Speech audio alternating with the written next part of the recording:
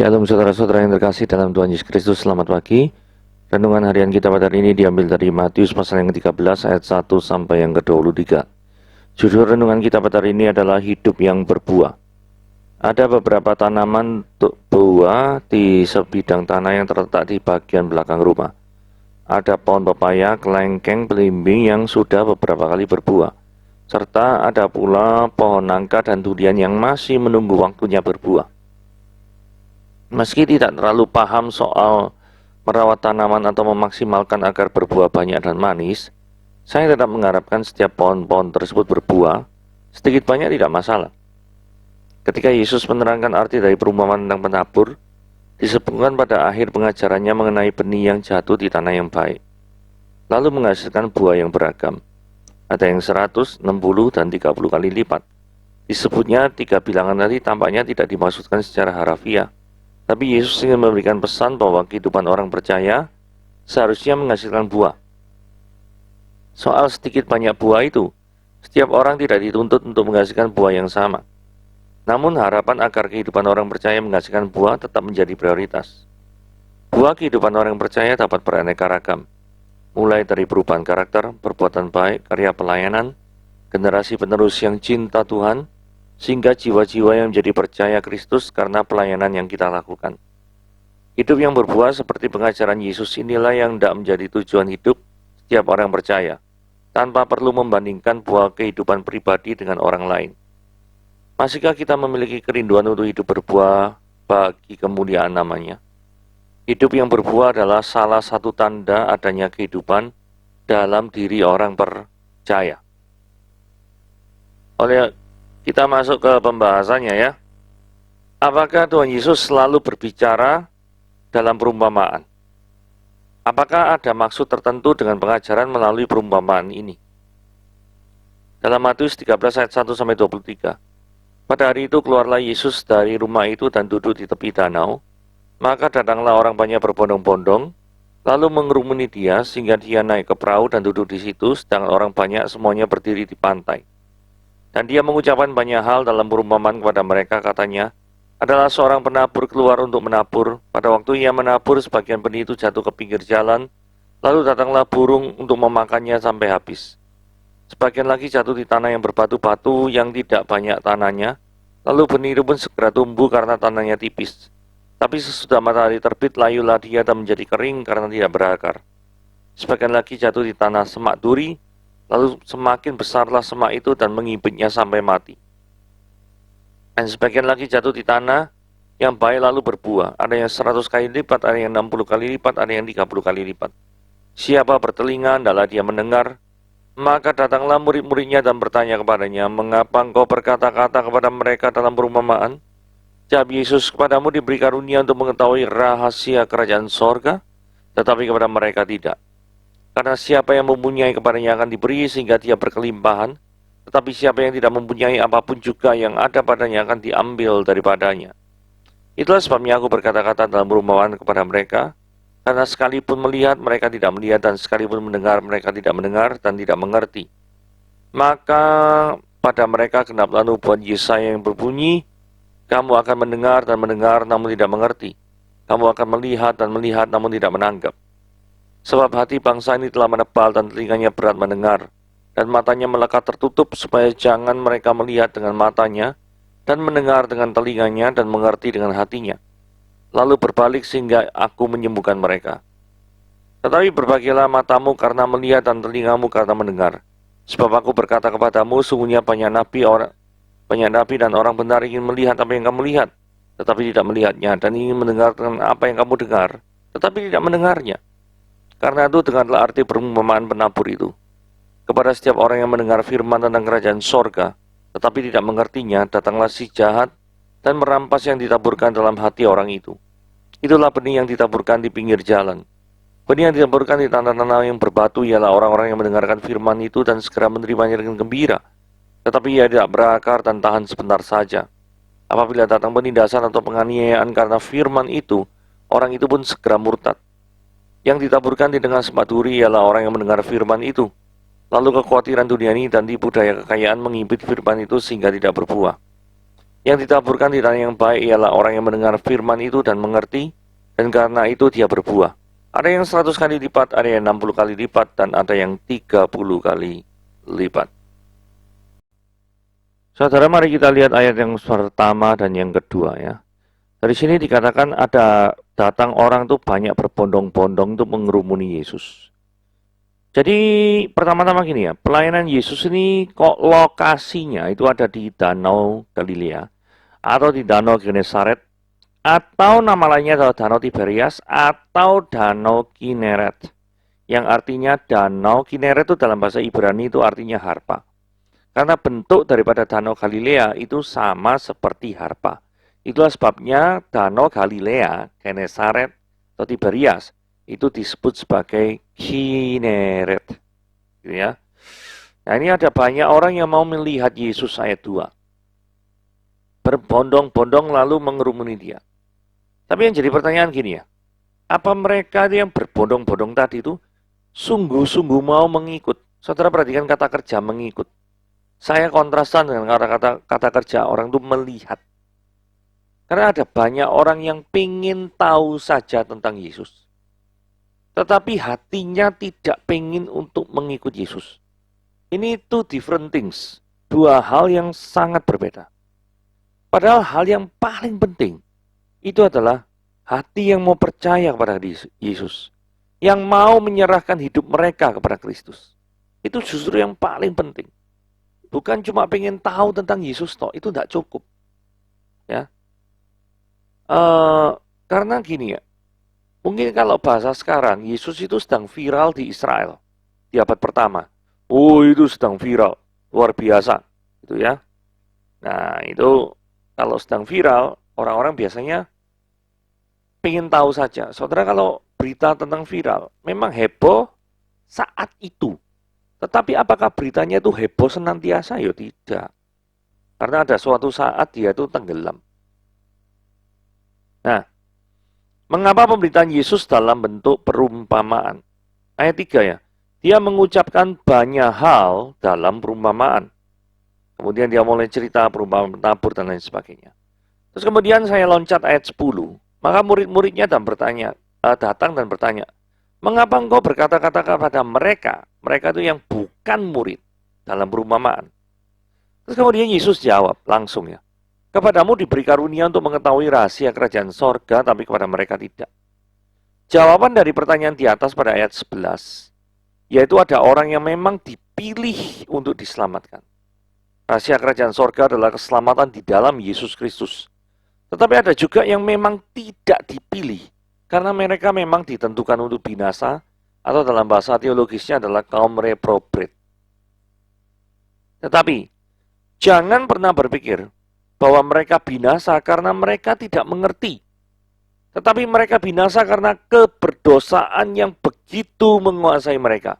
Sehingga mereka tidak memiliki sensitivitas terhadap Injil Kristus. Pernahkah saudara bertemu dengan orang yang berkali-kali berulang-ulang ya, dengarkan Injil, tetapi tetap saja tidak mau menerima Kristus? Saudara pernah bertemu dengan orang-orang yang seperti itu? Saya yakin ada di antara saudara yang mendengar daripada siaran ini, itu pernah bertemu, atau bahkan orang tersebut dekat dengan saudara. Jadi berkali-kali mendengarkan Injil, tetapi tetap hatinya tidak mau menyerahkan kepada Kristus. Ya.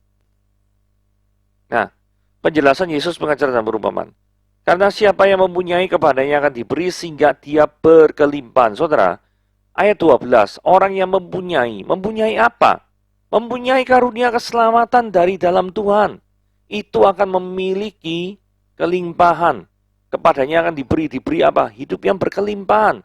Nah, hidup yang berkelimpahan dalam konteks ini tidak boleh diartikan sebagai orang itu memiliki harta berlimpah. Ya toh? Saudara, kenapa? Kok tidak boleh diartikan sebagai memiliki harta yang berlimpah? Karena begini ya, orang-orang yang percaya kepada Kristus tidak otomatis semuanya itu kaya. Ada orang yang percaya Tuhan yang kaya itu ada, tapi tidak semuanya kaya. Abraham kaya luar biasa, Daud luar biasa raja, Salomo ya raja. Semuanya itu kaya. Daniel pejabat tinggi dalam kerajaan Media Persia dan Babel. Saudara, ada beberapa orang itu memang statusnya tinggi, memang dihargai. Dan hartanya itu bisa dibilang kaya. Tapi ada seorang yang percaya Tuhan, itu statusnya hamba. Contoh kisah dalam Naaman. Seorang hamba perempuan Israel yang mengasehatkan kepada Naaman untuk pergi ke Elisa supaya pergi ke sana dan disembuhkan dari penyakit kustanya. Saudara, perempuan ini sampai hari ini tidak diketahui namanya. Statusnya juga setelah itu tidak ada diceritakan, dia itu diangkatlah, dibebaskan, apa gitu-gitu. Gak ada sama sekali. Tapi hal itu tidak menghalanginya untuk tetap menceritakan kasih Tuhan kepada orang yang justru menjajahnya. Gitu ya. Oke. Jadi bagi mereka yang tidak memiliki relasi dengan Tuhan, maka bersama dengan Tuhan senantiasa ya, tentu akan mendatangkan penderitaan yang tidak terkirakan. Ya toh? Itulah sebabnya barang siapa yang tidak mempunyai apa? Tidak mempunyai relasi dengan Tuhan. Contoh misalnya, orang yang tidak memiliki kerinduan datang ke gereja. Maka orang tersebut kalau diminta datang ke gereja terus menerus, apalagi diminta pelayanan, wong datang tok males kok. Apalagi diminta pelayanan, pasti sangat-sangat tidak nyaman. Karena hatinya tidak terpaut pada Kristus. Itu sebabnya ini ya, barang siapa yang tidak mempunyai relasi dengan Kristus, apapun juga yang ada padanya akan diambil daripadanya. Saudara-saudara, seorang yang tidak memiliki Kristus, sekalipun dia memiliki harta dunia yang luar biasa, itu semua tidak akan ada gunanya di akhir zaman. Ketika dia meninggal tadi ya, tidak ada 1 sen pun yang berguna bagi dia untuk menyelamatkan dirinya di hadapan Tuhan. Mungkin di dalam hidup ini dia menggunakan kekuatannya, menggunakan uangnya untuk memanipulasi atau menguasai orang lain. Mungkin bisa kalau di dunia ini. Tetapi jikalau engkau sudah menghadap ke tahta pengadilan Kristus, engkau tidak bisa melakukan hal-hal yang seperti itu. Penjelasan Yesus mengajar dalam perumpamaan. Masih dalam konteks ini ya. Ayat 13 dikatakan, karena sekalipun mereka melihat, mereka tidak melihat. Sekalipun mereka mendengar, tetapi mereka tidak mendengar dan tidak mengerti. Saudara, ayat 13 yang berwarna merah itu menunjukkan ada semacam selubung dosa yang menghalangi orang itu untuk berinteraksi dengan Tuhan. Itulah kondisi daripada orang-orang yang berdosa di hadapan Tuhan. Ada semacam jarak antara Tuhan dan orang berdosa. Di dalam Yesaya pasal yang ke-59 ayat 1-2 dengan sangat jelas sekali dijelaskan begini ya. Sesungguhnya tangan Tuhan tidak kurang panjang untuk menyelamatkan, dan pendengarannya tidak kurang tajam untuk mendengar. Tetapi yang merupakan pemisah antara kamu dan Allahmu, ialah segala kejahatanmu, dan yang membuat dia menyembunyikan diri terhadap kamu, sehingga dia tidak mendengar, ialah segala dosamu. Saudara, ada banyak orang yang terpisah dengan Allah.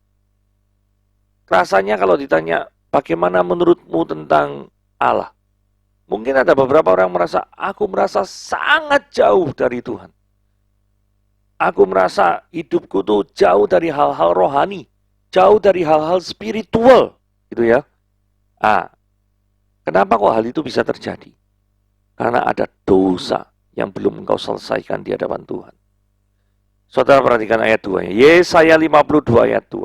59 ayat 2. Tetapi yang merupakan pemisah antara kamu dan Allahmu ialah segala kejahatanmu, dan yang membuat dia menyembunyikan diri terhadap kamu sehingga dia tidak mendengar adalah segala dosamu. Saudara perhatikan ayat ini baik-baik, bertobatlah. Apa yang membuat orang itu bahagia sih? Sebab hati bangsa ini telah menebal, dan telinganya berat mendengar, dan matanya melekat tertutup. Ayat 15 menunjukkan bahwa Yesus berbicara dalam perumpamaan, tetapi hal tersebut tujuannya adalah untuk membuat para pendengarnya, yaitu para murid, mengerti tentang kondisi orang yang berdosa itu seperti apa. Mereka tidak memiliki antusiasme terhadap hal-hal rohani. Bahkan mereka tidak mempedulikan terhadap hal-hal yang bersifat rohani. Contoh, mata, telinga, hati yang digunakan dalam ilustrasi ini merupakan indera komunikasi yang digunakan untuk menerima sinyal-sinyal rohani. Semuanya itu tertutup bagi pekabaran Injil, bagi orang yang tidak memiliki antusiasme.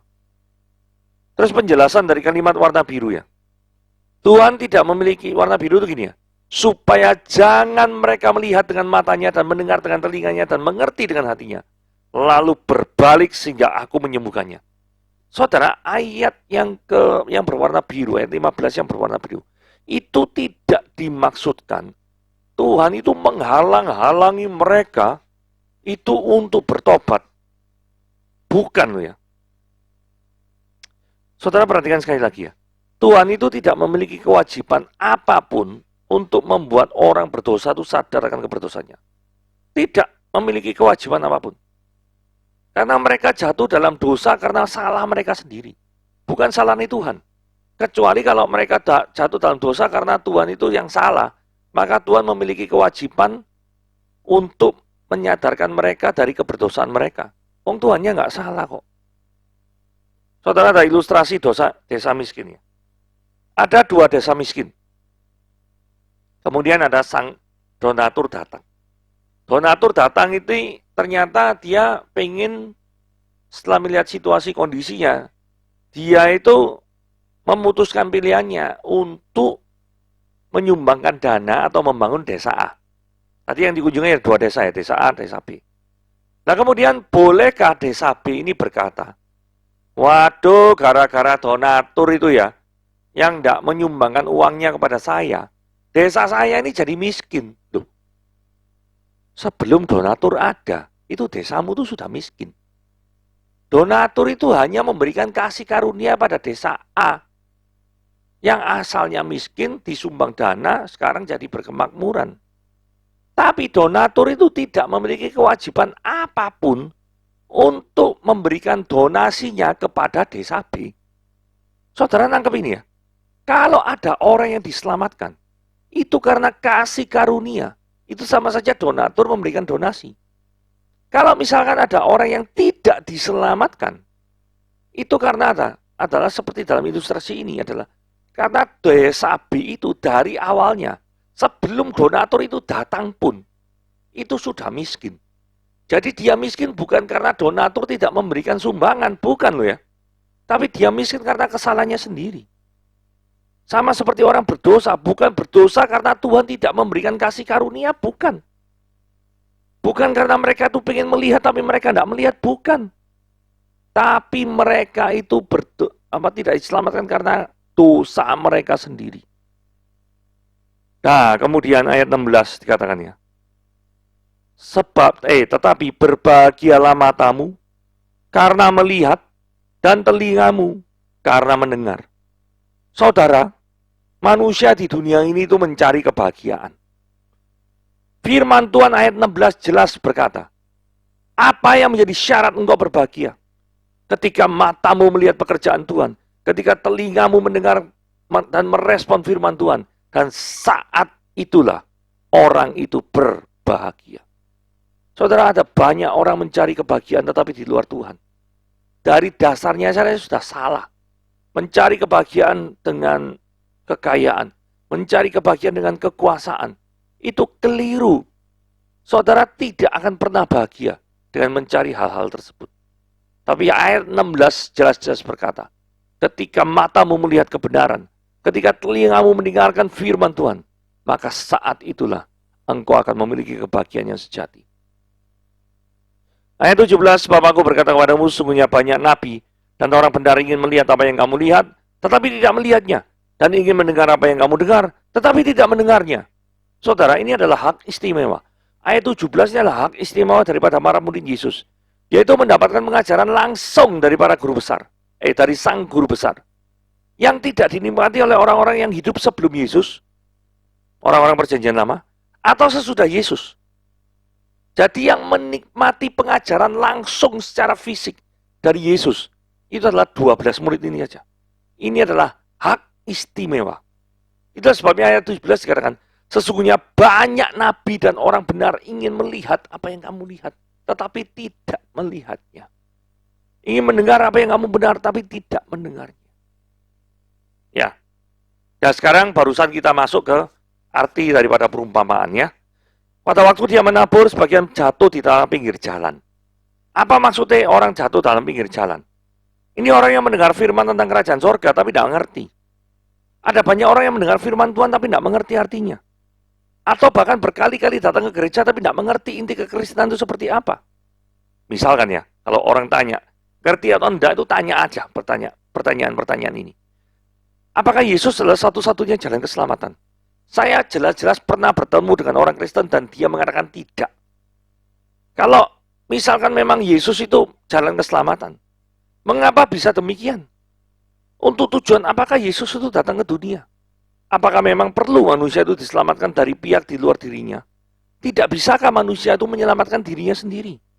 Apakah memang perbuatan baik manusia itu tidak cukup untuk memuaskan Tuhan? Kalau tidak cukup, kenapa kok bisa demikian? Ini adalah sederetan pertanyaan-pertanyaan penting tentang kekristenan yang harus kita jawab. Kadang orang-orang tidak mengerti loh untuk menjawab pertanyaan-pertanyaan ini. Hal yang kedua, sebagian jatuh ke tanah yang berbatu-batu. Maksudnya apa? Orang yang jatuh di tanah berbatu-batu itu tanahnya tipis. Benihnya segera tumbuh karena tanahnya tipis. Tapi segera setelah itu cepat mati. Ya. Penting sekali untuk berakar dalam Kristus. Nah ini poinnya itu berakar dalam Kristus. Karena jika seorang tidak berakar dalam Kristus, maka penindasan yang berwarna ungu ya. Apabila datang penindasan dan penganiayaan, itu begitu mengganggu rasa nyamannya. Sehingga akar yang tidak kuat tersebut dengan mudahnya akan tercabut dan terpisah dari pokok anggur yang benar. Saudara, saya gabungkan perumpamaan ini dengan pokok anggur yang benar. Karena di dalam pokok anggur yang benar, itu dalam Yohanes 15 ayat 56, dikatakan gini ya. Akulah pokok anggur dan kamulah ranting-ranting. Barang siapa tinggal di dalam aku dan aku di dalam dia, dia berbuah banyak. Sebab di luar aku, perhatikan baik-baik, di luar aku, kamu tidak dapat berbuat apa-apa. Barang siapa tidak tinggal di dalam aku, dia dibuang keluar seperti ranting dan menjadi kering.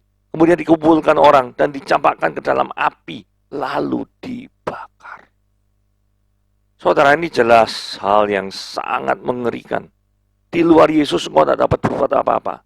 Jangan pernah Anda mengira bahwa tanpa Yesus engkau bisa berbuat sesuatu yang hebat di mata Tuhan. Nah, kemudian yang ketiga ya, sebagian lagi jatuh di tanah semak duri.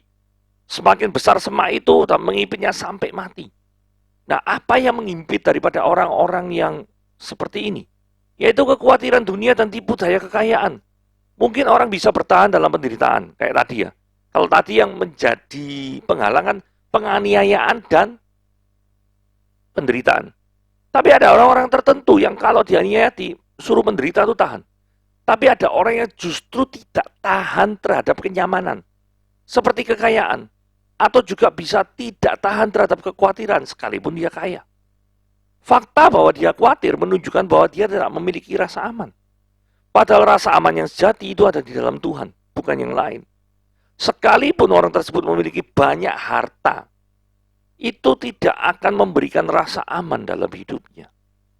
Yang memberikan rasa aman adalah Kristus. Di dalam 1 Korintus 10 ayat 4 dikatakan demikian. Dan mereka semua minum minuman rohani yang sama. Sebab mereka minum dari batu karang rohani yang mengikuti mereka.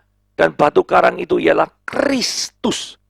Batu karang, sang pelindung, yang memberikan rasa aman. Itu adalah Kristus sendiri. Sehingga kalau Kristus bisa memberikan rasa aman, apakah kita masih perlu khawatir akan dunia ini? Apakah tipu daya kekayaan itu masih menggoda kita? Kalau kita sudah aman di dalam Kristus. Hal yang berikutnya. Dan sebagian jatuh di tanah yang baik lalu berbuah. Nah, yang ditabur di tanah yang baik, ini adalah orang yang seperti apa? Orang yang mendengar firman itu dan mengerti. Bagaimana caranya orang bisa berlipat ganda dalam kerajaan Tuhan? 100 kali ganda, 40 kali ganda. Itu yang sering kali didengung-dengungkan, bukan?